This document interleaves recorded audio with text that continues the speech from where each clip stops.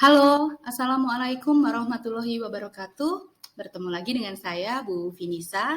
Kalian bisa panggil Bu Vini. Nah, kita ketemu lagi di perkuliahan pengambilan keputusan strategis berbasis sistem di rumah sakit. Nah, perkuliahan ini kita akan berjalan bersama-sama selama 16 kali pertemuan, sudah termasuk UTS dan UAS, dan mungkin ada UKAT 1 dan 3 yang tidak terjadwal, nanti mungkin hanya berupa tugas.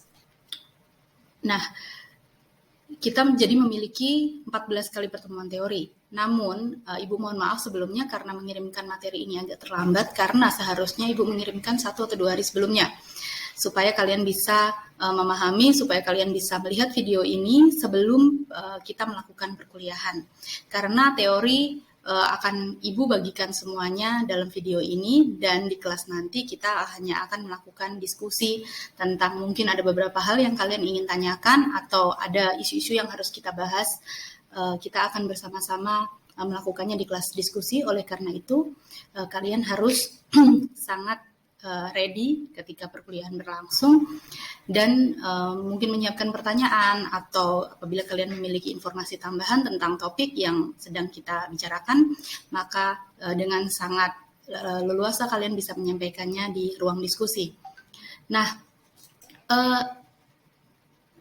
untuk pertemuan pertama ini kita akan bicara tentang dinamika lingkungan usaha rumah sakit karena ketika kita menjadi leader atau kita menjadi pimpinan sebuah rumah sakit, entah itu direktur atau entah itu manajer, dalam divisi-divisi tertentu di rumah sakit, kita harus terlebih dahulu mengenal lingkungan usaha rumah sakit tersebut dan apa saja dinamika-dinamika yang dihadapi oleh si rumah sakit itu sendiri supaya kita bisa memberikan jalan keluar dalam setiap permasalahan, kita bisa membuat kebijakan dengan tepat sesuai dengan kebutuhan. Oke, mari kita mulai.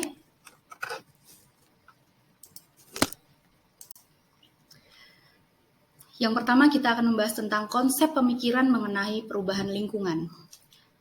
Mengapa perubahan lingkungan yang kita harus pelajari pertama kali? Karena tentu saja untuk sebuah usaha rumah sakit kita sudah kurang lebih tahu mengenal ya. Tapi perubahan lingkungan yang terjadi di masyarakat dari tahun ke tahun itu trennya berbeda. Jadi oleh karena itu kita harus mengkonsep pemikiran kita mengenai perubahan lingkungan yang terjadi baik di luar maupun di dalam rumah sakit. Subsistem rumah sakit.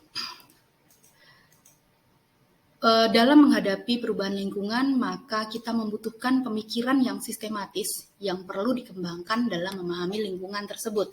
Karena ketika ada suatu perubahan, maka kita harus, sebagai pimpinan, kita harus sangat peka, kita harus mau mempelajari pembaharuan tersebut atau perubahan tersebut, dan kita harus memahami, tidak hanya bersikukuh pada dogma-dogma yang sudah kita punya, tapi kita harus melebur karena tugas rumah sakit adalah melayani masyarakat. Oleh karena itu, perubahan lingkungan berupa apapun, kita harus peka dan kita harus mencari jalan keluar yang terbaik untuk menentukan kebijakan yang terbaik. Pemikiran yang dipergunakan adalah dengan menggunakan model rumah sakit sebagai suatu organisasi jasa yang memproses input dan menghasilkan jasa pelayanan kesehatan. Seperti yang saya jelaskan tadi, bahwa tugas rumah sakit adalah melayani kebutuhan pelayanan kesehatan masyarakat secara paripurna. Oleh karena itu, kita harus peka terhadap perubahan yang terjadi di lingkungan. Ada dua teknik yang berjalan dalam sebuah sistem rumah sakit. Yang pertama adalah teknik medik dan teknik non-medik. Teknik medik ini berupa ilmu-ilmu kedokteran dan ilmu keperawatan yang jelas menjadi tonggak dalam berdirinya sebuah rumah sakit. Dan teknik non-medik ini pun tidak mungkin tidak ada di dalam rumah sakit karena memang berjalannya sebuah pelayanan karena adanya teknik-teknik non-medik ini, yaitu teknik keuangan, sumber daya manusia, dan informatika. Itulah subsistem yang ada dalam rumah sakit, yaitu ada subsistem teknik medik dan teknik non-medik. Nah, di sini ada diagram rumah sakit sebagai sebuah organisasi, dan otomatis rumah sakit akan dikelilingi oleh lingkungan-lingkungan eksternal yang ada, baik internal maupun eksternal yang ada di sekitarnya. Nah, kita akan mulai dari input berupa sumber daya atau demand atau kebijakan pemerintah dan lain-lain, yang input tersebut akan menjadi sebuah panduan dalam melaksanakan subsistem klinik dan non-klinik, subsistem psikososial, subsistem struktural di rumah sakit. Jadi input tersebut akan menjadi dasar dalam pelaksanaan pergerakan atau perputaran subsistem tersebut. Nah, dan dari subsistem tersebut yang sudah didasari oleh sumber daya, demand, kebijakan pemerintah dan lain-lain tersebut akan menghasilkan output, yaitu berupa berbagai pelayanan kesehatan yang bisa dirasakan oleh masyarakat. Dan ketika output ini nanti sudah dirasakan oleh masyarakat, maka akan memberikan feedback yang akan menjadi input lagi, di mana mungkin sumber daya yang dimiliki akan ditingkatkan, kebijakan pemerintah akan berkembang menjadi kebijakan-kebijakan yang lebih menguntungkan bagi kedua belah pihak, baik rumah sakit maupun pasien.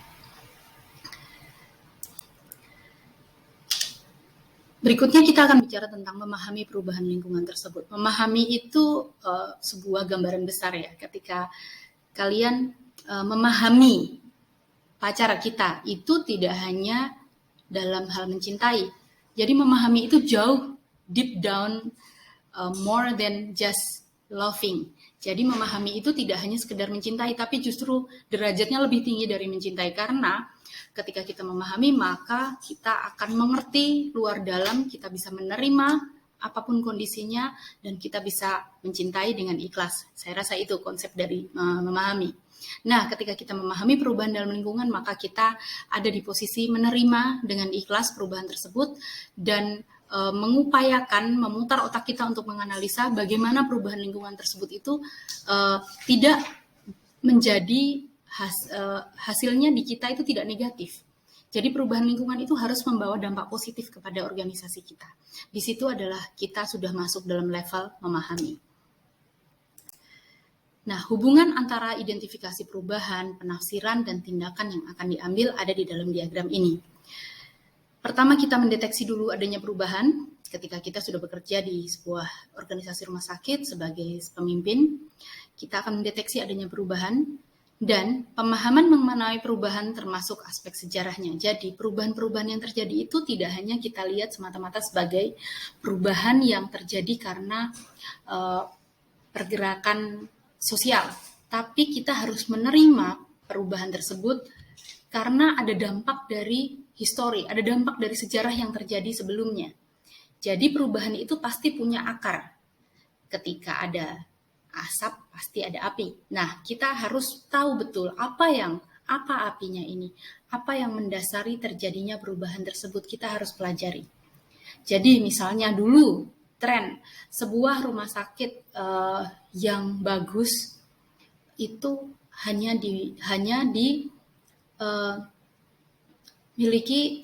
dikonsumsi oleh orang-orang yang punya uang. Tapi sekarang orang-orang yang kalangan menengah ke bawah pun sudah mulai mengkonsumsi fasilitas dari rumah sakit yang menengah ke atas. Karena apa?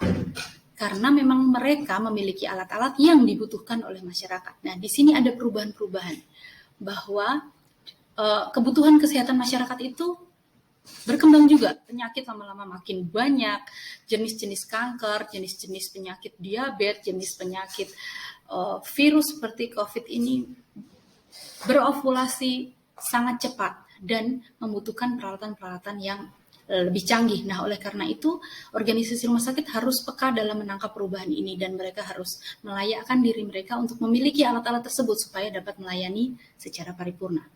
Nah, pemahaman itu kita juga harus sadar betul bahwa ada sejarah yang mendasarinya, dan setelah itu kita menafsirkan.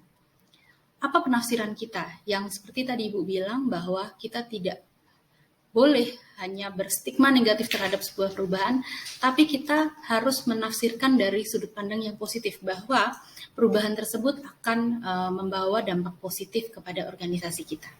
Yang terakhir adalah melakukan tindakan sebagai respon. Nah, tindakan inilah yang sangat perlu. Ketika penafsiran kita salah, maka kita bisa saja mengambil keputusan yang salah. Tapi ketika penafsiran kita benar dan positive thinking dan juga optimis, maka kita akan melakukan respon kita adalah respon-respon yang positif pula, dan respon tersebut respon yang membangun organisasi kita jadi lebih baik. Hubungan antara identifikasi perubahan, penafsiran, dan tindakan yang akan diambil. Yang pertama adalah dengan memahami perbedaan antara masa lalu, masa sekarang, dan masa yang akan datang, seorang manajer rumah sakit dapat memperkirakan berbagai hambatan dalam perkembangan rumah sakit. Nah, ini tadi, setiap perubahan pasti ada sejarahnya, maka kalian harus tahu betul apa yang terjadi, perbedaan yang terjadi di masa lalu, yang terjadi sekarang, dan apa yang kira-kira akan terjadi di masa datang. Itu harus sudah menjadi pandangan kita sebagai seorang manajer. Berbagai ahli sejarah menyatakan bahwa keputusan yang memperhatikan sejarah masa lalu, lembaga akan lebih efektif dibandingkan dengan mengabaikan sejarah itu. Nah, apa sih fungsinya sejarah? Kalau kalian tahu ilustrasinya sejarah, kalau kita ngomong sejarah tuh kayaknya membosankan ya, kayak ingat pelajaran sejarah waktu SD dulu, SMP tuh sangat membosankan. Tapi, let I say, I will give you some illustration about history.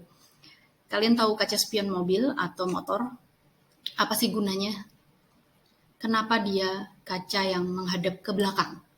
Padahal kita jalannya ke depan. Nah, kaca spion itu tidak hanya sekedar untuk kita ngaca ketika kita mau naik motor, buat sisiran, atau buat benerin jilbab, atau benerin rambut. Tidak hanya sekedar itu. Tugas pokok dari spion adalah kita harus checking all the time. Kita harus, setiap kita mau belok kanan, kita ngecek dulu kiri, kanan. Bahkan kalau naik mobil, kita nggak hanya cek spion kanan, kiri, tapi juga spion tengah. Kalau aku ngerem mendadak, kira-kira berdampak nggak sama mobil yang belakang? Kita harus kontrol spion tengah dulu. Kita lihat kecepatan orang yang di belakang kita. Jangan sampai ketika dia sangat kencang dan kita berhenti mendadak, kita malah ketabrak. Jangan begitu. Jadi kadang kenapa kita harus berwaspada, itu adalah karena lingkungan eksternal di sekitar kita itu belum tentu sesuai dengan keputusan kita. Ketika kita memutuskan untuk ngerem, ternyata mobil belakang itu sangat kencang, atau kita sen mendadak terus belok dan itu akan membahayakan orang di belakang kita, maka otomatis kita akan mengalami kerugian, dan atau mungkin orang lain yang mengalami kerugian. Itu sangat-sangat berbahaya. Oleh karena itu, spion itu gunanya adalah untuk kita ngecek kanan, kiri, untuk bersikap lebih hati-hati. Tapi juga kita tidak boleh melihat ke kaca spion terus, karena kita harus, pandangan kita tetap ke depan untuk melihat jalan yang kita tempuh di depan. Jadi spion itu adalah tempat untuk merefleksi apa yang terjadi di belakang kita, untuk menjadi pembelajaran supaya kita lebih hati-hati. Nah, disitulah poin nomor 2 ini, maksud dari poin nomor 2 ini bahwa keputusan yang memperhatikan sejarah masa lalu, lembaganya akan lebih efektif daripada yang mengabaikan sejarah. Ada mungkin seorang manajer yang, saya nggak peduli dengan apa yang terjadi di masa lalu. Oh, itu jelas tidak baik. Enggak. Hal yang tidak baik pun terjadi di masa lalu. Ketika kita lihat, kita pelajari, kita analisa, itu bisa menjadikan pacuan buat kita untuk tidak melakukan kesalahan itu di masa depan. Jadi di sini melihat sejarah adalah hal yang sangat penting untuk mengambil tindakan yang terbaik. Selanjutnya dikatakan bahwa jika keputusan dilakukan dengan melihat sejarah masa lalu, maka berbagai hambatan dan tantangan dapat diidentifikasi untuk analisis. Jadi ketika kita menengok sejarah, maka kita akan sudah bisa memprediksi. Kalau hal ini terjadi lagi, maka yang terjadi adalah ini. Kalau kita melakukan hal yang sama, maka kesalahan yang kita lakukan akan sama. Jadi ketika kita melihat sejarah, otomatis tidak hanya lebih efektif, tapi juga kita apabila hambatan tersebut muncul lagi di masa depan, kita sudah bisa menanggulanginya karena kita pernah merasakannya. Jadi ketika Bu Vini mengalami kesulitan dalam menangkap perkuliahan ketika Bu Vini ambil S3 nanti gitu, Bu Vini akan memposisikan diri sebagai kalian. Oh iya, berarti kalau aku begini, orang akan mengalami ini, maka saya harus begini. Jadi karena saya pernah mengalami, maka saya otomatis akan lebih cepat merespon hambatan tersebut dan mengambil keputusan yang lebih baik. Nah, faktor-faktor masa lalu yang mempengaruhi perubahan. Ada masa pemerintahan kolonial Belanda di rumah sakit, dan rumah sakit dibangun untuk kepentingan tentara, pejabat pemerintah, karyawan perusahaan untuk menjaga kelangsungan pemerintahan kolonial Belanda. Jadi waktu itu pertama kali rumah sakit dibangun oleh pemerintahan Belanda untuk tentara-tentara mereka dan pejabat pemerintah mereka atau karyawan-karyawan mereka supaya untuk melayani kebutuhan kesehatan mereka. Kemudian awal abad 20, rumah sakit pemerintah dan rumah sakit keagamaan mulai didirikan di berbagai daerah di Indonesia sebagai bentuk kepedulian pemerintah Belanda. Jadi yang membangun tetap pemerintah Belanda, namun sudah mulai yang berdasarkan keagamaan seperti rumah sakit yang dimiliki oleh yayasan-yayasan Katolik pada saat itu mulai bermunculan karena didanai oleh pemerintah Belanda dan sudah mulai diperuntukkan untuk masyarakat sekitar. Setelah kemerdekaan, berbagai rumah sakit militer, keagamaan, dan pemerintah kolonial Belanda berubah menjadi rumah sakit militer milik TNI, pemerintah daerah atau pemerintah pusat. Nah, setelah Belanda meninggalkan Indonesia, maka rumah sakit milik Belanda tersebut dialihfungsikan menjadi rumah sakit milik pemerintah ataupun milik TNI. Yang dimaksud di sini adalah dikelola oleh pemerintah Indonesia dan TNI. Dan tentu saja dipergunakan untuk melayani masyarakat Indonesia. Pemerintah Orde Baru tahun 1965, pembuatan kebijakan dan manajemen pelayanan kesehatan di Indonesia ditandai dengan kembalinya lembaga-lembaga donor internasional seperti WHO dan UNICEF. Jadi setelah Indonesia merdeka, otomatis maka Indonesia memiliki hubungan yang baik kembali dengan WHO dan UNICEF sehingga kita banyak mendapatkan donor dana untuk pembangunan rumah sakit dan meningkatkan pelayanan kesehatan di Indonesia. Berikutnya awal dekade 90-an melalui Kepres nomor 38 tahun 91, pemerintah Indonesia meluncurkan kebijakan baru mengenai rumah sakit swadana yang sejalan dengan pola pikir Bank Dunia. Nah, di sini di awal dekade 90-an ini didirikan rumah sakit yang didanai oleh organisasi-organisasi internasional. Akhir dekade 90-an terjadi krisis ekonomi di Indonesia dimulai tahun 98. Sebagai reaksi atas kesulitan masyarakat miskin untuk membayar pelayanan kesehatan, pemerintah Indonesia menyelenggarakan program jaringan pengamanan sosial atau JPS atau Social Safety Net. Jadi setelah masa Soeharto berlalu, Orde Baru berlalu, dan Soeharto diturunkan, pada saat itu baru pemerintah yang baru yang dipimpin oleh B.J. Habibie waktu itu membuat sebuah skala kecil tentang asuransi kesehatan bagi masyarakat karena mereka kesulitan mendapatkan pelayanan kesehatan yang layak, yaitu JPS atau Jaringan Pengamanan Sosial. Menafsirkan perubahan lingkungan dan organizational learning. Jadi ketika kita menafsirkan perubahan lingkungan tersebut untuk mendapatkan jawaban yang terbaik, maka kita akan menganalisa lebih banyak, meng-effort atau mendongkrak analytical thinking kita pada sebuah perubahan lingkungan. Dan juga dalam menafsirkan tersebut ada satu kewajiban baru yaitu organizational learning, di mana organisasi tersebut harus belajar untuk menghadapi perubahan tersebut. Ketika lingkungan berubah, organisasi mempunyai sistem untuk mendeteksi perubahan tersebut, menganalisa situasi, menafsirkannya, dan menjadikan rangsangan melakukan aksi sebagai jawaban atas perubahan yang terjadi. Hal ini dikatakan oleh Wake tahun 1995. Sebagaimana makhluk hidup, kecerdasan para pengelola rumah sakit mempengaruhi ketepatan penafsiran perubahan yang terjadi. Ketepatan penafsiran ini akan membantu ketepatan respon dan tindakan yang diambil. Penafsiran terhadap perubahan yang mendorong manajer rumah sakit untuk melakukan tindakan agar organisasinya dapat berkembang terus. Jadi, apabila suatu saat kalian menjadi bagian dari sebuah rumah sakit atau Mbak justru menjadi manajer atau jajaran direksinya, maka kecerdasan kalian inilah yang sangat mempengaruhi penafsiran terhadap perubahan yang terjadi. Jadi kalau kalian tidak belajar peka pada perubahan lingkungan, maka bisa kalian akan membuat sebuah kebijakan yang salah atau keputusan yang salah dalam organisasi. Konsep pembelajaran organizational learning. Di situ ada scanning atau pengumpulan data, termasuk salah satunya adalah data-data yang ada di masa lalu yang akan kalian lihat melalui spion itu, yaitu untuk mendeteksi apa sih yang terjadi di masa lalu supaya kita tidak melakukan kesalahan yang sama di masa depan. Data tersebut kita analisa, kita tafsirkan, dan di situ ada proses learning atau pengambilan data untuk olah menjadi sebuah keputusan yang baru. Inilah proses organizational learning, yaitu belajar dari masa lalu atau dari data yang sudah ada ditafsirkan. Penafsiran dan tindakan pembelajaran oleh organisasi dilakukan menurut dua pendekatan, menurut Cook dan Yanow tahun 1993. Pendekatan pertama adalah proses pembelajaran oleh perorangan demi untuk pengembangan organisasi. Dalam konteks rumah sakit, para perawat, manajer, dokter harus belajar terus-menerus untuk pengembangan rumah sakitnya.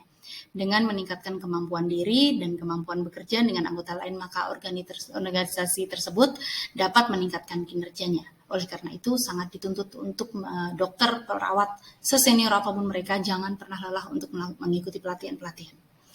Yang kedua adalah pendekatan yang kedua menyatakan bahwa organisasi merupakan makhluk hidup yang melakukan respon dan pembelajaran akibat pengaruh rangsangan luar. Secara bersamaan di level organisasi dilakukan pembelajaran untuk para anggota dalam melakukan pengembangan. Jadi kita adalah makhluk sosial yang sudah lahir disertai dengan akal budi, maka kita harus punya respon yang baik. Sense of responding yang sangat baik. Jangan kalian ketika menjadi pimpinan, ketika ada suatu perubahan atau suatu hambatan terjadi atau kendala dihadapi oleh karyawanmu atau bawahanmu, kalian tidak segera merespon. Itu akan sangat buruk. Seorang manajer harus sangat peka terhadap hal-hal yang muncul, yang terjadi, dan apalagi hal-hal yang berupa risiko yang tidak diharapkan. Berbagai konsep penting untuk menafsirkan perubahan yang terjadi. Yang pertama, ada konsep perubahan global. Berbagai teknologi medik dan konsep-konsep baru berkembang, tumbuh, dan menyebar dengan cepat ke seluruh penjuru dunia yang dipacu penggunaan internet. Isu mengenai efisiensi, produktivitas, pengembangan mutu, dan pemerataan pelayanan merupakan kata-kata kunci dunia yang mengenai pula sektor rumah sakit. Jadi, perubahannya tidak hanya lokal ya, tidak hanya lokal, nasional, tapi perubahan global yang terjadi pada dunia kesehatan.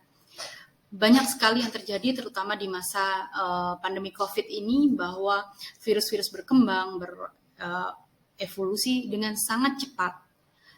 Bahkan ada yang melemah, ada yang justru menguat dan menjadi virus yang lebih ganas.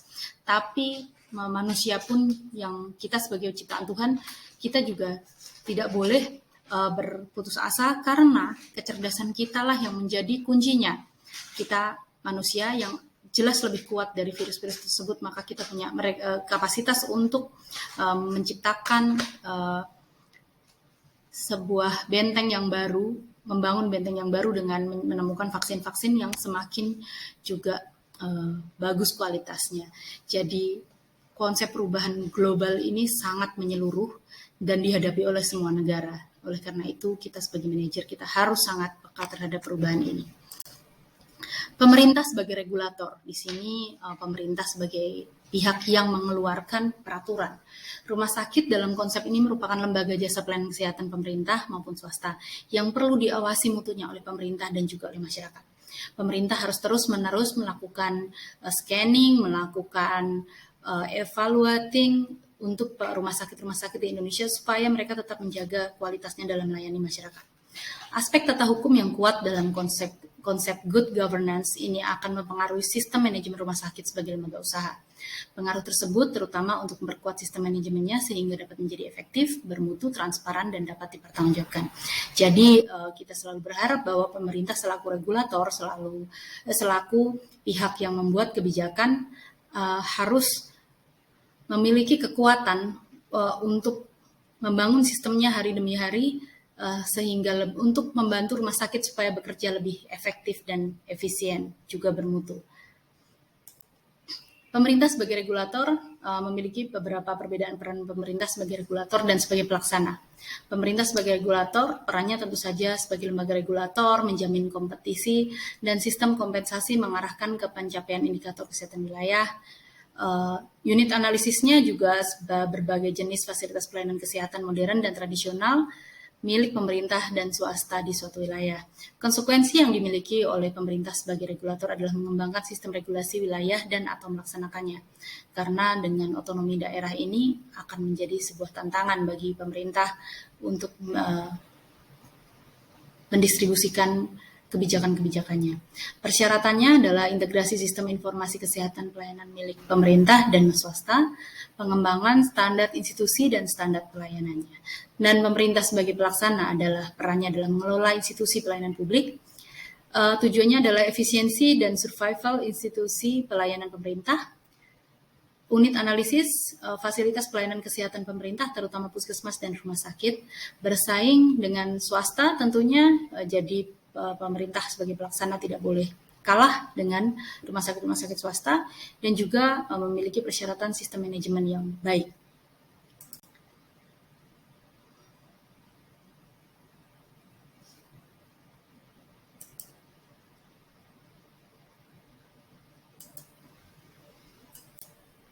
Pemerintah sebagai pelaksana, peran pemerintah sebagai pelaksana di sektor rumah sakit dilakukan terutama oleh rumah sakit pemerintah pusat dan pemerintah daerah.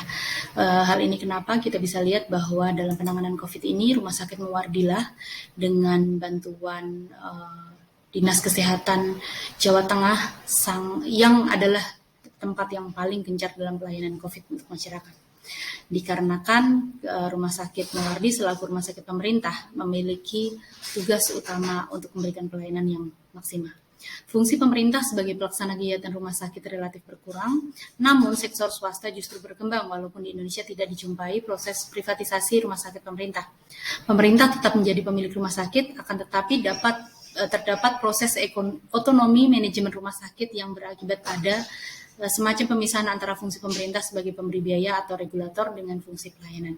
Jadi dalam rumah sakit swasta sekarang sudah ada pemisahan dalam pelaporan keuangannya karena rumah sakit selaku milik pemerintah yang juga mendapatkan bantuan dana dari pemerintah, tapi juga sebagai sebuah organisasi mandiri yang komersil yang boleh mendapatkan laba dan profit dari pelayanan yang diberikannya kepada masyarakat. Oke, itu tadi paparan tentang dinamika